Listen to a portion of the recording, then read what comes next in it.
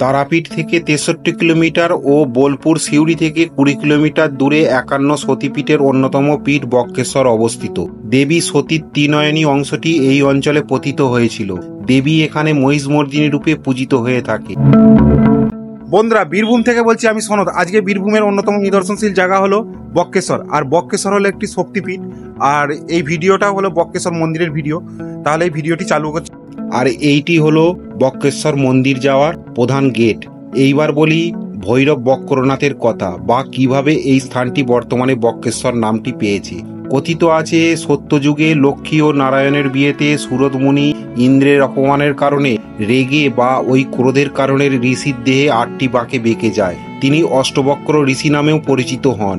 বিকৃতি ও মোহভঙ্গ হয়ে ঋষি অষ্টবক্র তার পাপের জন্য তপস্যা করার সিদ্ধান্ত নিয়েছিলেন। ঋষিদের ক্রোধের মতো দুর্বল আবেগকে কাটিয়ে উঠতে অনুমতি হয়েছিল।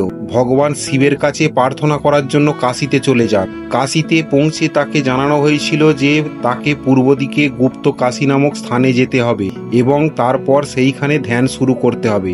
ঋষি অষ্টবক্র তাই করেছিলেন এবং অবশেষে বক্রেশ্বরে অবতর্ণ হয়েছিলেন, যেখানে তিনি 10,000 বছর ধরে শিবের ধ্যান ও প্রার্থনা করেছিলেন। তার উৎসর্গ এবং অনুতাপের দ্বারা খুশি হয়ে ভগবান শিব তাকে এই বর দিয়েছিলেন যে শিবের প্রেমের লাভের জন্য ঋষি অষ্টবক্রকে ভগবান শিবের আগে পুজো করা হবে। মহামুনি অষ্টবক্র এখানে শিবের তপস্যা করেন ও এই মন্দিরের পাশের দিয়েই বয়ে যাচ্ছে পাপহারা নদী। সেই পাপহারা নদীতে স্নানের পর পাপ মুক্তি হন ঋষি অষ্টবক্র। তাই তার নামে মহাদেবের নাম এখানে বক্রেশ্বর বা বক্রনাথ হয়। এই অঞ্চলের পাশেই আছে 10টি উষ্ণ জলাশয়, যা পাপহারা গঙ্গা, বৈতরণী গঙ্গা, খড়কুণ্ডু, ভৈরবকুণ্ডু, অগ্নিকুণ্ডু, দুধকুণ্ডু, সূর্যকুণ্ডু, শ্বেতগঙ্গা, ব্রহ্মকুণ্ডু ও অমৃতকুণ্ডু। এইগুলোতে স্নান করলে মানুষের রোগ মুক্তিও হয়। প্রতিটি জলাশয়ের কাছে শিবালিঙ্গও আছে। শ্বেতগঙ্গার কাছে একটি পুরনো বটবৃক্ষর নিচে ভগ্নাংশ হরিগৌরী মূর্তিও আছে। এটি একটি প্রধান মহাশক্তিপীঠ হিসেবে বিবেচিত হয়। আর আমি এখন এসে হাজির হয়েছি বক্রেশ্বরের মন্দিরের সামনের গেটের সামনেই দাঁড়িয়ে আছি। এই যে মন্দির, এটি হলো মন্দির এবং এই মন্দিরের ভিতরে প্রবেশ করছি এবং সেখানে কেমন সেটা আপনাদের সামনে ভিডিওর মাধ্যমে তুলে ধরছি।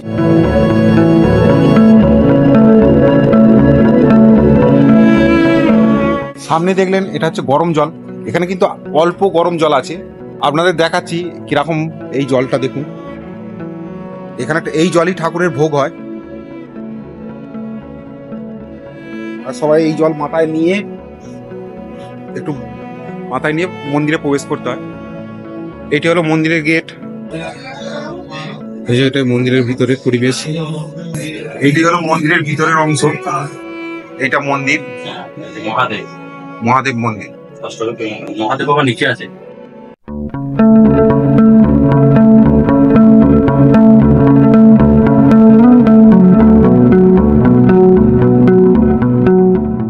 অষ্টাবক্রমুনি, আচ্ছা, তিনি মহাদেবের সাধনায় সিদ্ধি লাভ করে বর লাভ করেছিলেন। আচ্ছা, তাই মহাদেব তাকে বর দিয়েছিলেন। হ্যাঁ, মানে এখানে ভক্তকে বর করে নিজে মহাদেব ছিল। এই অষ্টাবক্রমুনির শিবলিঙ্গ অষ্টধাতু দিয়ে বানানো আছে। আচ্ছা, মহাদেবের নির্দেশে ভক্ত বর এখানে।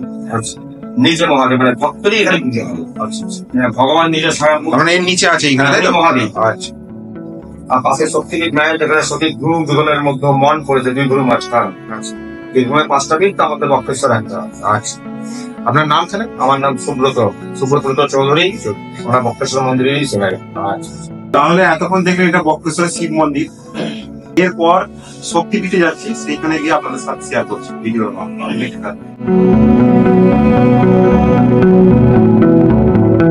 তখন দেখলেন শিব মন্দির, এবার চলে এসেছি শক্তিপীঠের মায়ের মন্দিরে।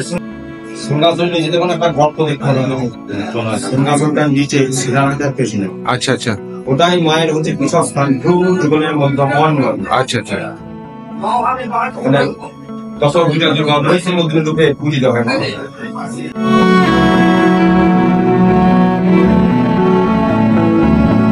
আচ্ছা, মায়ের সতী মায়ের তো টুকরো পড়েছিল এখানে, তাই তো? আচ্ছা, সেই অংশ মন। আচ্ছা, 5টা পীঠ। বক্রেশ্বর, সাঁইথিয়া, নলহাটি, কঙ্কালীতলা, লাভপুর। বোলপুর যাবেন, প্রান্তিক স্টেশন থেকে সামনে কঙ্কালীতলা।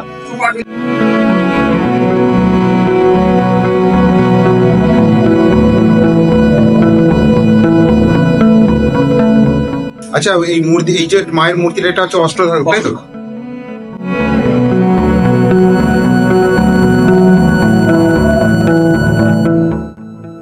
এই সতীপীঠই আছে বটকনাথ ভৈরব মন্দির।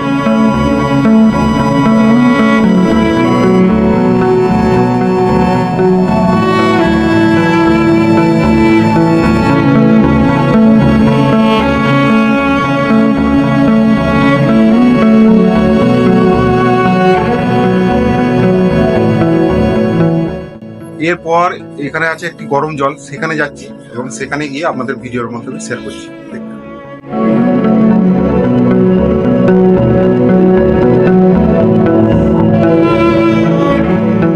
এইটা গেট, আর এর ভিতরে প্রবেশ করতে হলে এই যে কাউন্টার, প্রবেশ মূল্য 5 টাকা। এখন চলে এসেছি যে বক্রেশ্বরের বিখ্যাত গরম জল, সেখানে চলে এসেছি। সেখানে আপনাদের নিয়ে গিয়ে দেখাচ্ছি। এই যে দেখছেন, এটা পুরোটা এরিয়া।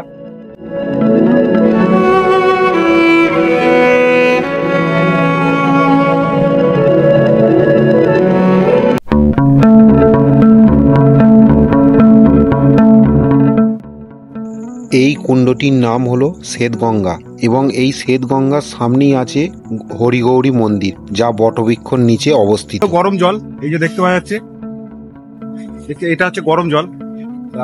গরম জলটা খুব ভালো, বিশাল গরম আছে জলটা।